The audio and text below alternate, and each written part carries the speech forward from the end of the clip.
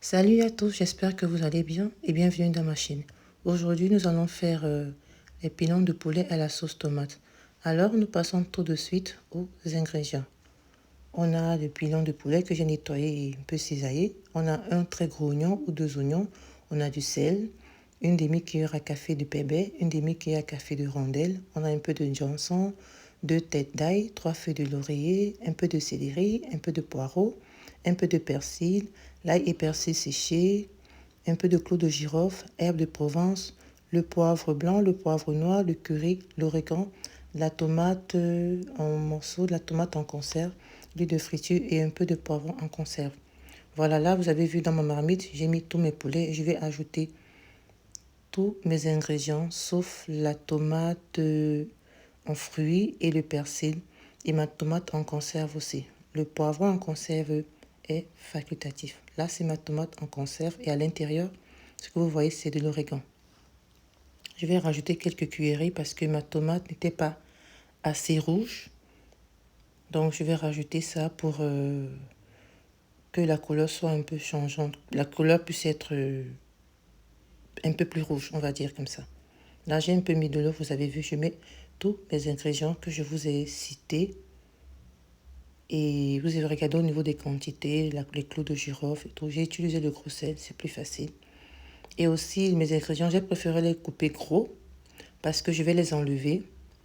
Je vais les mixer avec ma tomate en fruits. Et je ne vais pas mettre l'eau, je vais utiliser le jus de cuisson. Et mon janson, je l'ai concassé avant de le mettre dans mon poulet.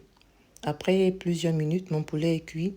Je vais donc le séparer pour faire frire mon pilon de poulet. Et mon jus, je vais le mixer avec ma tomate comme je vous ai dit précédemment. Dans ma casserole, je vais mettre mon huile de friture et je vais bien faire frire mes pilons de poulet, qu'ils soient bien dorés. Et ça a été facile pour moi d'enlever le poivron, les poireaux et céleri, autant pour moi, parce que ils étaient gros. Donc là, j'ai déjà écrasé ma tomate, c'est ce que je vous ai montré. On va bien dorer nos poulets. Voilà à quoi ça ressemble.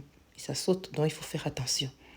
Ensuite, j'ai pris un peu d'huile de cuisson, de friture du poulet.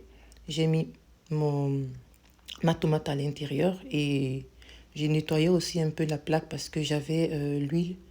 J'avais une partie de poulet qui était aussi encore au feu et c'était en train de sauter. Donc, j'ai passé un petit coup de nettoyage pour enlever en fait l'huile, quoi.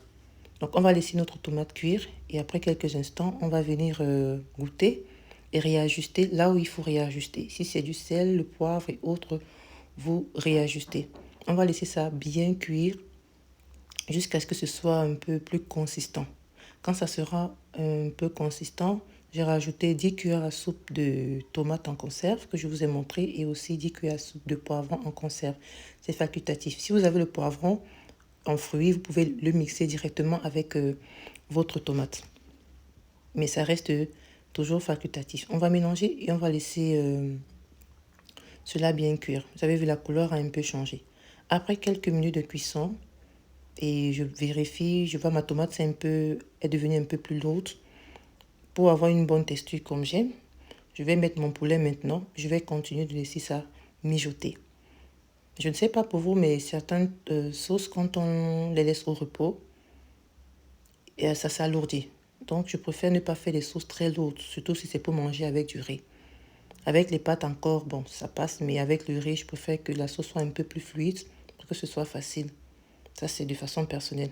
Et ce que je rajoute, ce sont des ingrédients en fonction du goût. Donc, on va mettre l'origan. Toujours l'origan dans la tomate, c'est très bon. Dans les pâtes, c'est très bon. Quand il y a la tomate et l'origan, c'est vraiment un très beau couple.